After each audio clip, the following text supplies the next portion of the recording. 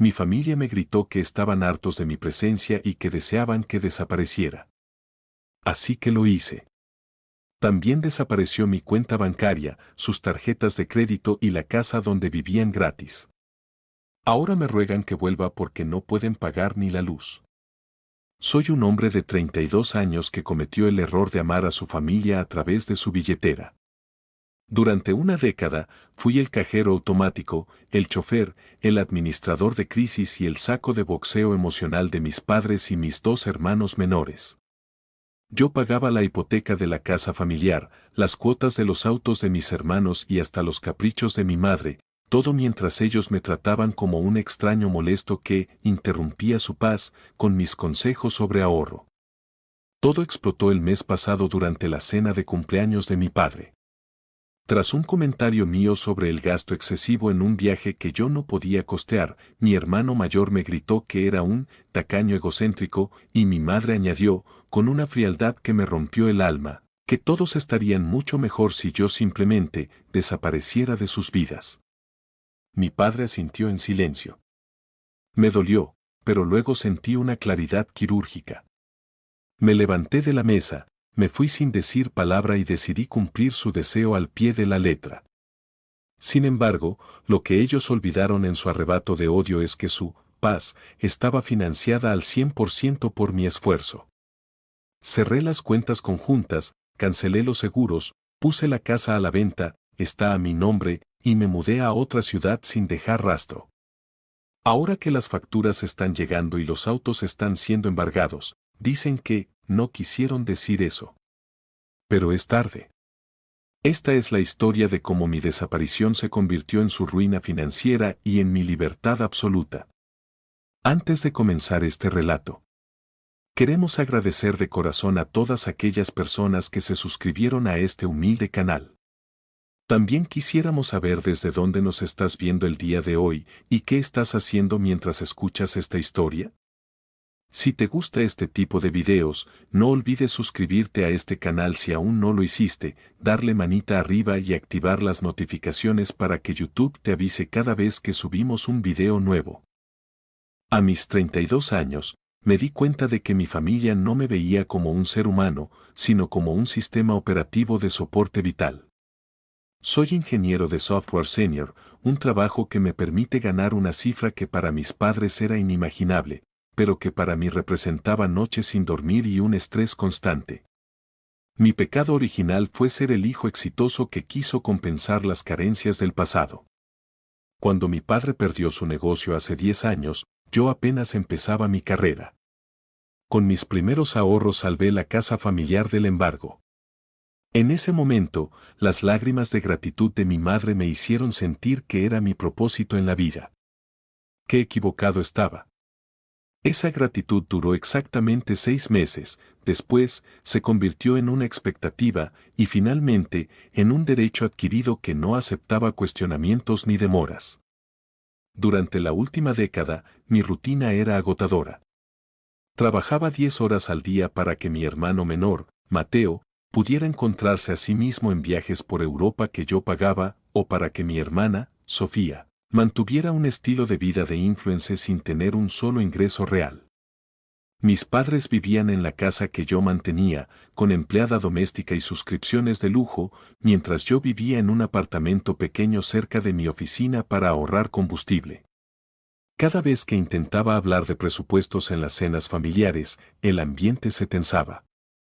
Me llamaban el contador de centavos o decían que mi éxito me había vuelto frío y materialista. Era una ironía cruel, odiaban mi dinero cuando se trataba de hablar de responsabilidad, pero lo amaban cuando llegaba el momento de pasar la tarjeta en el restaurante o pagar la renovación del seguro médico privado de todos. La dinámica de abuso emocional era sutil pero constante. En las reuniones, mis opiniones eran ignoradas o ridiculizadas. Tú solo sabes de números, no entiendes de la vida real, decía mi padre mientras bebía un vino de reserva que yo había comprado. Se burlaban de mi soltería, insinuando que nadie me aguantaba por ser demasiado estructurado, sin detenerse a pensar que no tenía tiempo para una pareja porque pasaba mis fines de semana gestionando las crisis financieras que ellos mismos provocaban.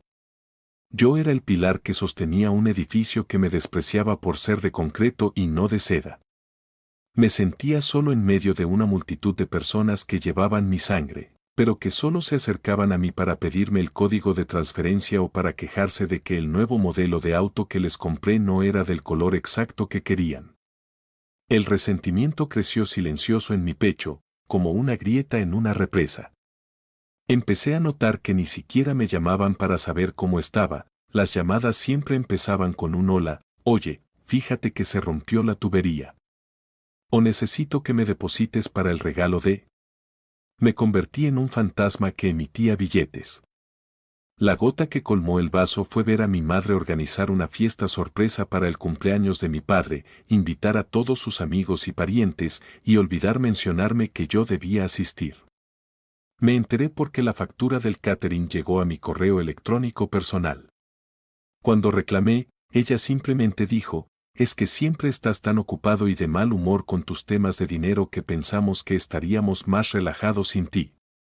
Fue el primer aviso de lo que estaba por venir, pero mi lealtad me impidió ver que el barco ya se estaba hundiendo por el peso de su propia ingratitud. Antes de continuar, me gustaría saber qué harían ustedes en el caso de que su familia les dijera que estarían más relajados sin ustedes.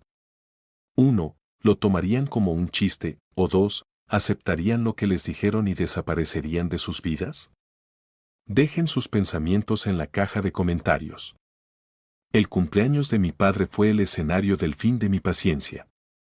A pesar de no haber sido invitado inicialmente por mi madre, decidí presentarme en la cena, principalmente porque yo había pagado por la reserva en el club más exclusivo de la ciudad.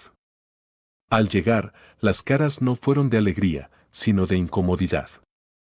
Mi hermano Mateo estaba allí, luciendo ropa de diseñador que yo le había regalado, burlándose de mi atuendo de oficina aburrido. Durante la cena, mi padre empezó a hablar de sus planes para remodelar la cocina.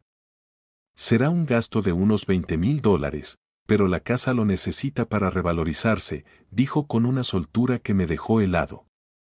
Cuando intervine para decir que este año no podía disponer de ese capital porque estaba invirtiendo en mi propio fondo de retiro, la mesa se sumió en un silencio gélido que pronto estalló en llamas. Mateo me lanzó una mirada de asco. Siempre lo mismo contigo, eres un tacaño egocéntrico. Tienes millones y te duele darle un gusto a papá en su cumpleaños. Eres la persona más egoísta que conozco, gritó, atrayendo la atención de otras mesas. Mi hermana Sofía asintió, añadiendo que yo siempre intentaba arruinar los momentos especiales con mi negatividad financiera. Intenté explicarles que el dinero no sale de los árboles, que mi trabajo me estaba costando la salud, pero nadie quería escuchar. Querían el beneficio, pero odiaban al benefactor. Mi madre, con esa voz suave que solía usar para manipularme, soltó el golpe final, hijo, sinceramente, estamos todos cansados de tu actitud. Si tanto te pesa ayudarnos, ¿por qué no desapareces de nuestras vidas? Estaríamos mucho más tranquilos sin tus reproches constantes. Esas palabras, desaparece de nuestras vidas, resonaron en mi cabeza como una campana de libertad. Miré a mi padre esperando que dijera algo, que me defendiera, que recordara quién había pagado sus deudas de juego y sus cirugías, pero él solo bajó la mirada a su plato de langosta y asintió. Tu madre tiene razón, generas mucha tensión, murmuró. En ese instante, algo se rompió definitivamente dentro de mí. No sentí tristeza, sentí una euforia fría y absoluta. Me levanté lentamente de la silla. Está bien, dije con una calma que pareció inquietarlos por un segundo. Si eso es lo que realmente quieren, cumpliré con su deseo. Les deseo una vida llena de esa paz que tanto anhelan. Pagué la cuenta de esa cena por última vez, dejé una propina generosa al mesero y salí del restaurante sin mirar atrás. Caminé hacia mi auto en el estacionamiento mientras escuchaba sus risas reanudarse dentro del club. Ellos pensaban que yo solo estaba teniendo un berrinche y que al día siguiente, como siempre, pediría disculpas y enviaría un regalo caro para compensar. No entendían que acababan de darle permiso a su esclavo para romper las cadenas. Al llegar a mi pequeño apartamento, no me fui a dormir. Abrí mi computadora y empecé la auditoría más importante de mi vida. Fui desvinculando cada una de mis tarjetas de crédito de sus cuentas de Amazon, Netflix, Uber y servicios básicos. Cambié las contraseñas de mis cuentas bancarias personales donde ellos tenían acceso como beneficiarios. Revisé los documentos de la casa familiar, legalmente era mía al 100%. Llamé a un agente inmobiliario a las 11 de la noche. Quiero poner mi propiedad en venta mañana mismo. Los inquilinos actuales no tienen contrato. Empezaba la operación desaparición. Pasé las siguientes 48 horas en un estado de eficiencia robótica. Mi empresa me permitió transferirme a una sucursal en otra provincia que buscaba liderazgo técnico, así que el movimiento laboral fue sencillo. Empaqué solo lo esencial en un par de maletas, mi ropa, mis documentos y mis recuerdos personales, que cabían en una sola caja pequeña. El resto de mis muebles los doné o los dejé en el apartamento, cuyo contrato también cancelé. Mi teléfono no dejaba de sonar, eran mensajes de Sofía preguntando por qué la tarjeta de crédito le daba error en una tienda de maquillaje y de Mateo quejándose de que no podía pedir comida a domicilio. No respondía ninguno. Silencié las notificaciones y sentí como la presión en mi pecho disminuía con cada mensaje ignorado. Lo más difícil fue la gestión de la casa familiar. Sabía que echarlos a la calle de la noche a la mañana sería cruel, así que instruí al agente inmobiliario para que les entregara una notificación legal de desalojo en 30 días, dándoles tiempo para organizar sus asuntos. También corté el pago automático de los servicios de lujo, el internet de alta velocidad, la televisión por cable premium y el mantenimiento del jardín. Dejé activo solo el agua y la electricidad por ese mes de gracia, pero bajo un límite de consumo básico. Como la cuenta de la luz estaba a mi nombre, pude ponerle un tope. Era irónico, ellos querían que desapareciera, y yo estaba cumpliendo, llevándome conmigo el ecosistema artificial que les permitía vivir en una burbuja de opulencia ficticia financiada por mi agotamiento. El tercer día, tomé un vuelo de ida. Al aterrizar en mi nuevo destino, compré un nuevo número de teléfono y una nueva tarjeta SIM. Solo mi jefe y un amigo muy cercano sabían dónde estaba. Me instalé en un hotel mientras buscaba un lugar permanente. Esa primera noche, cené solo en un pequeño restaurante frente al mar. Por primera vez en 10 años, no estaba revisando mi banca móvil para ver si alguien había gastado de más. No tenía que preocuparme por si mi padre necesitaba pastillas para la presión o si mi hermana había chocado el auto otra vez. La soledad se sentía como un lujo que no sabía que podía costear. Había desaparecido, tal como me pidieron, y con mi ausencia, la estructura de naipes de su existencia empezaba a tambalearse por el viento de la realidad.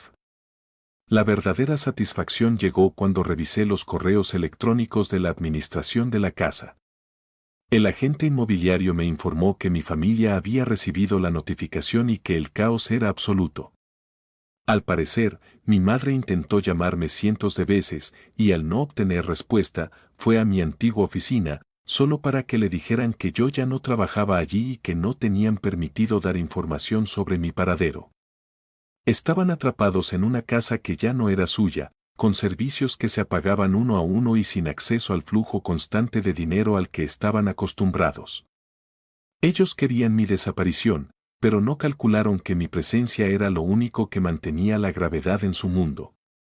Sin mí, todo estaba empezando a flotar hacia el abismo de la insolvencia, y yo no iba a ser quien los atrapara esta vez. La primera semana de mi nueva vida fue una revelación de paz. Me despertaba sin la ansiedad de revisar el registro de transacciones. Sin embargo, en el mundo de mi familia, el colapso estaba siendo televisado a través de los correos electrónicos de mis abogados y las notificaciones de los bancos.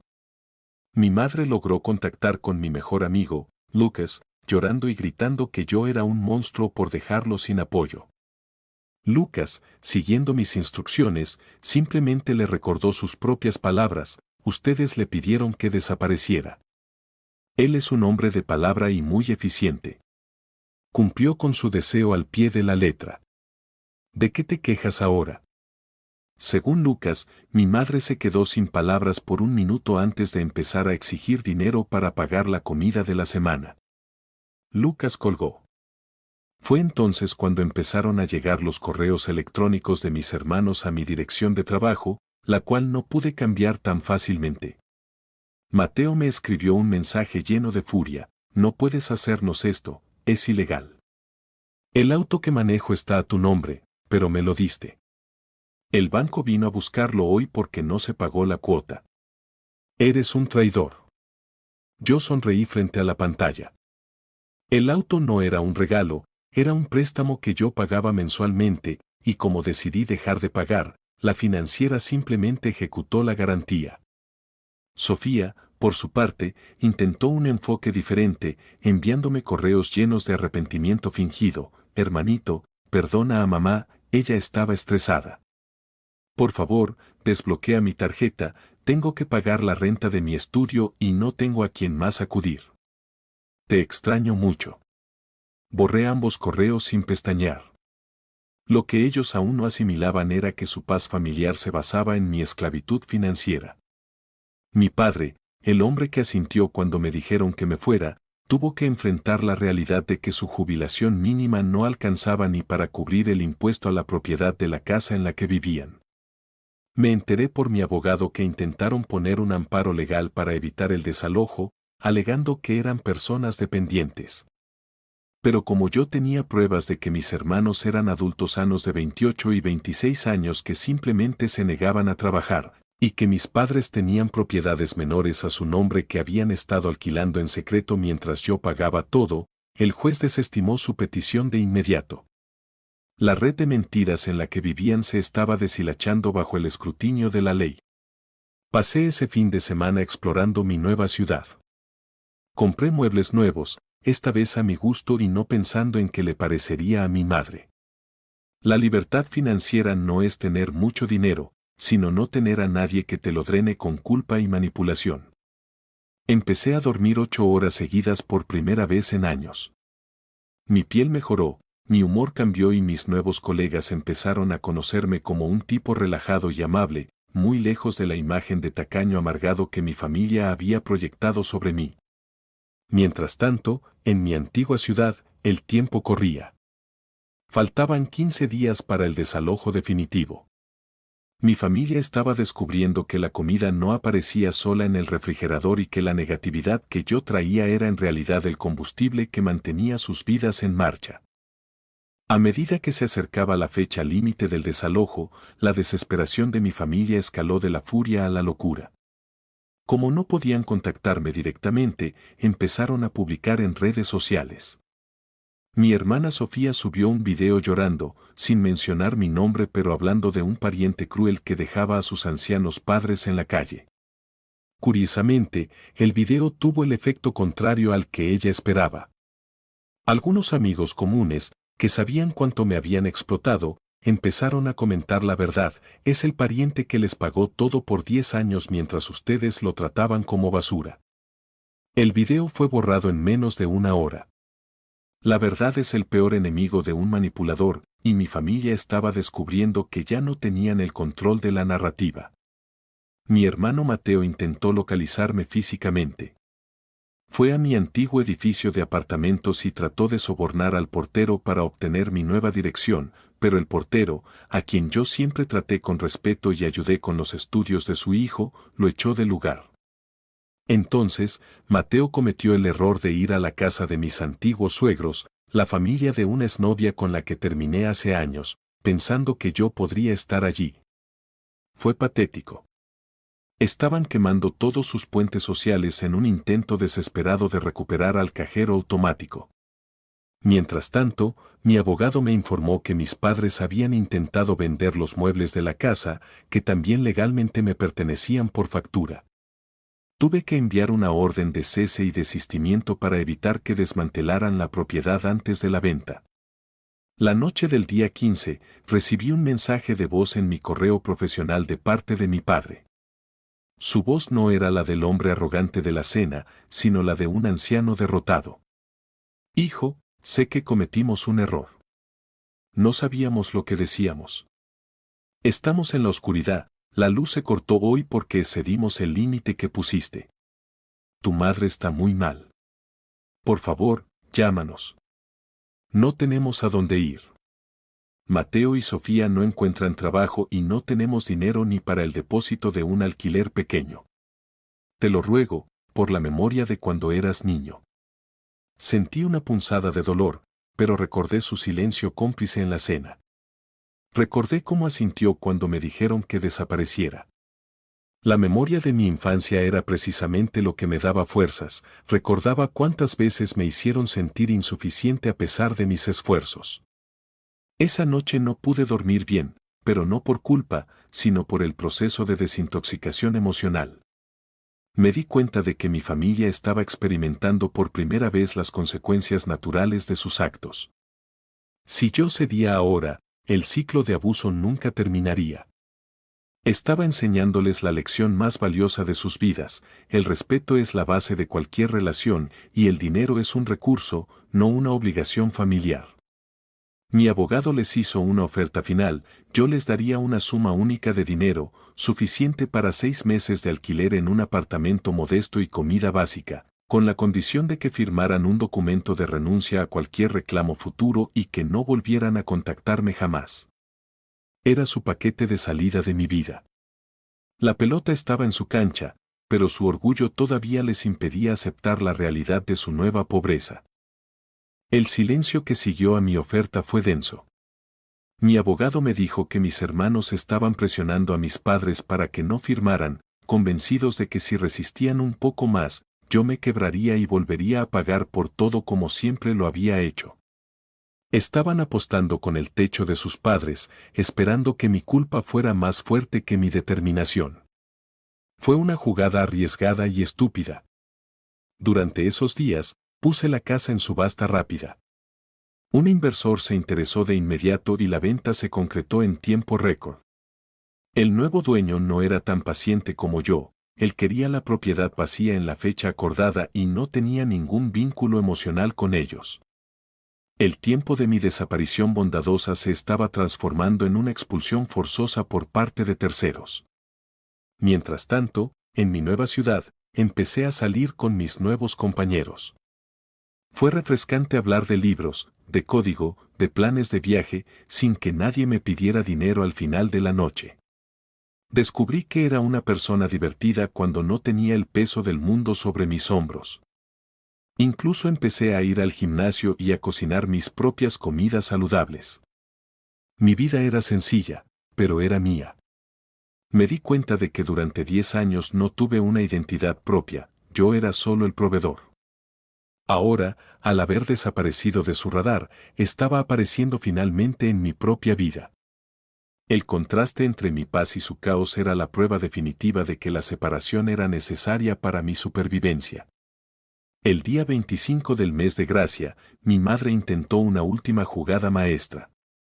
Consiguió mi nuevo número de teléfono a través de un descuido de un familiar lejano y me llamó desde un número desconocido. Cometí el error de contestar. Hijo, por favor, nos están sacando las cosas a la calle. Mateo se peleó con el nuevo dueño y la policía vino. Estamos en un hotel barato que pagamos vendiendo mis joyas. ¿Cómo puede ser tan cruel? Yo te di la vida. Su voz era un mar de lágrimas manipuladoras. Le respondí con una calma que me sorprendió a mí mismo: mamá, tú me pediste que desapareciera porque estaban hartos de mí. Te estoy dando exactamente lo que pediste. Mi dinero y mi presencia son la misma cosa, no puedes odiar a uno y amar al otro. Tienen la oferta del abogado sobre la mesa. Tómala o déjala, pero no vuelvas a llamarme. Colgué y bloqueé el número inmediatamente. Esa llamada fue el cierre que necesitaba. Ya no había dudas. Al final, firmaron. La desesperación venció al orgullo. Mi abogado me envió los documentos escaneados con las firmas de los 4. Les transferí la suma acordada, que era generosa pero finita. Era suficiente para que empezaran de nuevo si trabajaban, pero no para mantener el lujo al que los acostumbré. Al recibir el dinero, Mateo me envió un último correo insultándome, diciendo que esa cantidad era un insulto comparado con lo que yo ganaba. No le respondí. Simplemente archivé el correo en una carpeta llamada pasado y cerré la sesión. Había cumplido mi parte. Había desaparecido, y con mi ausencia, les había devuelto la responsabilidad de sus propias vidas. El precio de su libertad fue mi dinero, y el precio de mi libertad fue su presencia. Fue el mejor negocio que he hecho. Los meses siguientes a la firma del acuerdo fueron una prueba de fuego para mi resolución. A veces, la costumbre de ser el protector me asaltaba en medio de la noche. Me preguntaba si realmente estarían bien, si mi padre habría tomado sus medicinas o si Sofía habría encontrado al menos un trabajo de media jornada. Pero cada vez que la duda aparecía, recordaba la cara de desprecio de Mateo en la cena y el asentimiento silencioso de mi padre. El silencio de ellos ahora no era voluntario, era contractual, y ese silencio era la medicina que mi alma necesitaba. Empecé a invertir ese dinero que antes se iba en caprichos ajenos en mi propio bienestar. Compré un apartamento pequeño pero lujoso con vista al río en mi nueva ciudad y empecé un fondo para viajar por Asia, algo que siempre quise pero nunca pude. A través de Lucas, me enteré de cómo les iba en su nueva vida. Se habían mudado a un barrio mucho más modesto, en la periferia de la ciudad. Mi madre lloraba todos los días por la pérdida de su estatus social y sus amigas del club ya no le devolvían las llamadas. Mateo, por primera vez a sus 28 años, tuvo que aceptar un trabajo como vendedor en una tienda de electrónica, y Sofía estaba trabajando como recepcionista. Lo más impactante fue saber que mi padre, al verse sin el soporte de mi dinero, empezó a ayudar en una pequeña oficina de contabilidad de un conocido suyo. Resulta que sí podían trabajar, simplemente no tenían la necesidad de hacerlo mientras yo fuera su esclavo voluntario. La paz que tanto anhelaban resultó ser una vida de esfuerzo común, algo que nunca habían practicado. Mi salud mental floreció de una manera que no creía posible. Dejé de tener pesadillas sobre deudas y juicios. Mi rendimiento en el trabajo se disparó, y me ofrecieron una dirección de departamento en menos de 6 meses. Lo que más me gustaba era la sensación de anonimato.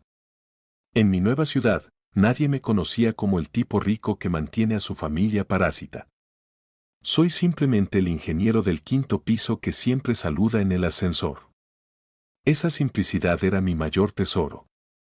Aprendí que la desaparición no es solo física, es una desconexión emocional que te permite reconstruirte desde cero. Había dejado de ser un cajero automático para convertirme en un arquitecto de mi propio destino.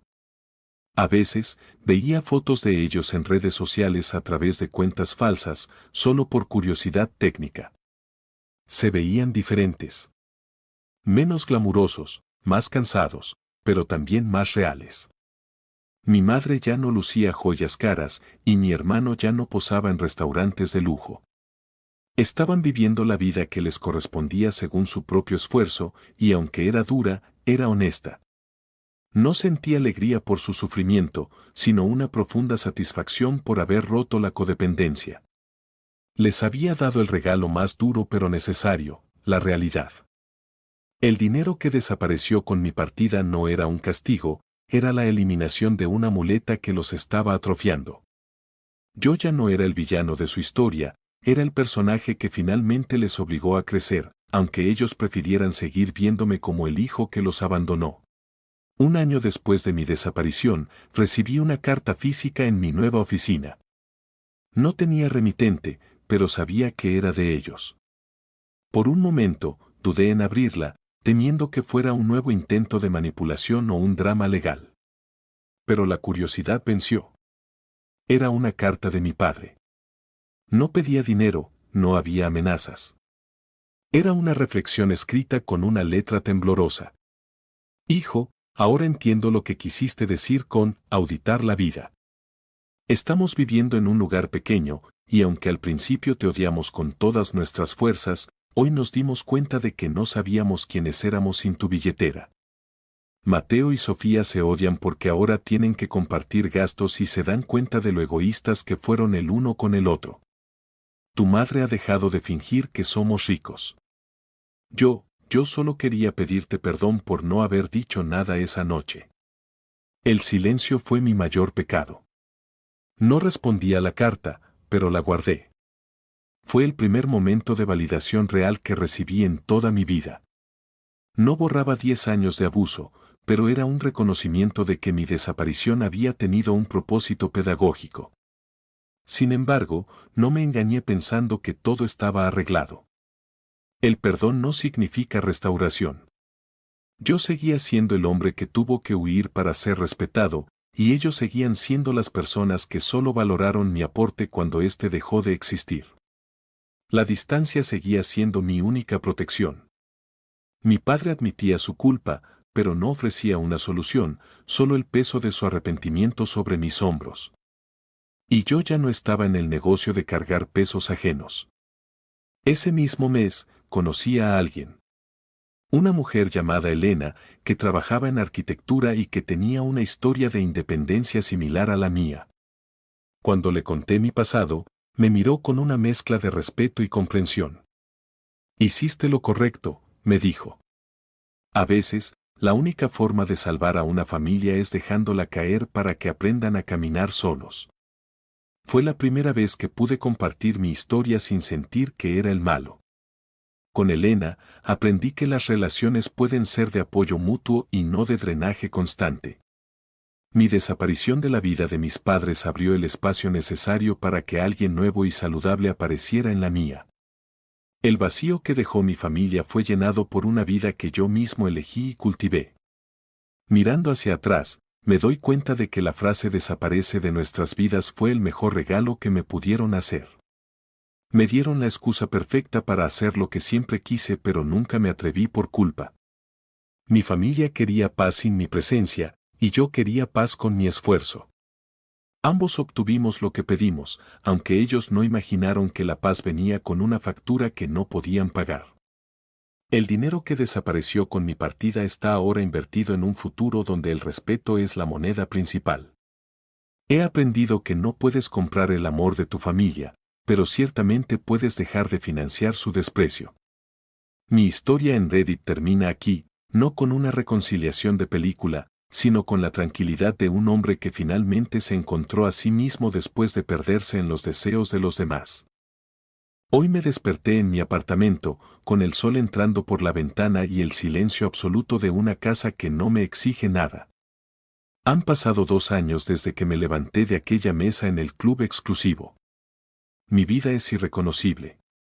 He viajado, he amado, he crecido profesionalmente y, sobre todo, he aprendido a decir no sin sentir que el mundo se acaba. A veces, la gente en los foros me pregunta si me arrepiento de haber sido tan radical, de haberles quitado la casa y el dinero de golpe. Mi respuesta es siempre la misma, no les quité nada que no fuera mío. Simplemente dejé de prestarles una vida que no se habían ganado y que no apreciaban. La desaparición no fue un castigo, fue una liquidación de una empresa que estaba en bancarrota moral. Me enteré recientemente por un contacto común que Mateo se casó con una chica trabajadora y que ahora parece una persona mucho más centrada. Sofía terminó su carrera y tiene un empleo estable en una agencia de publicidad. Mis padres viven en un complejo para jubilados decente, financiado por sus propios ahorros y los pequeños aportes de mis hermanos. La ironía final es que mi desaparición los obligó a unirse y a apoyarse entre ellos, algo que nunca hicieron mientras yo estaba allí para resolverlo todo. Mi ausencia fue el pegamento que finalmente unió a mi familia de una manera real y no basada en el interés económico. En cierto sentido, mi crueldad fue el acto de amor más efectivo que pude realizar por ellos. No tengo planes de volver a verlos pronto, tal vez nunca. El daño emocional fue demasiado profundo y prefiero recordarlos como son ahora, personas funcionales, y no como los parásitos que eran cuando me fui. He aprendido que la familia es un concepto que se construye día a día con respeto y reciprocidad, no solo con sangre y ADN. Mi familia real es ahora el círculo de amigos que me apoya, mi pareja que me valora y yo mismo, que finalmente me acepto. El dinero va y viene, pero el tiempo y la paz mental son recursos no renovables. Haber recuperado esos dos activos es la mayor riqueza que he acumulado en mis 32 años. A cualquiera que esté leyendo esto y se sienta como el cajero automático de su familia, le digo, tienes permiso para desaparecer. Tienes permiso para llevarte tu esfuerzo a un lugar donde sea valorado. No eres responsable de la felicidad de adultos que eligen la ingratitud como forma de vida. La desaparición puede dar miedo, pero es el preludio necesario para una aparición mucho más importante, la tuya propia. Mi familia me pidió que desapareciera, y les agradezco cada día por haberme dado la orden que me salvó la vida. Hoy no soy un fantasma, soy un hombre completo, y mi dinero, por fin, solo compra mi propia felicidad y la de quienes caminan a mi lado por elección y no por obligación. El caso está cerrado, la auditoría finalizó con éxito y el balance es, por fin, positivo.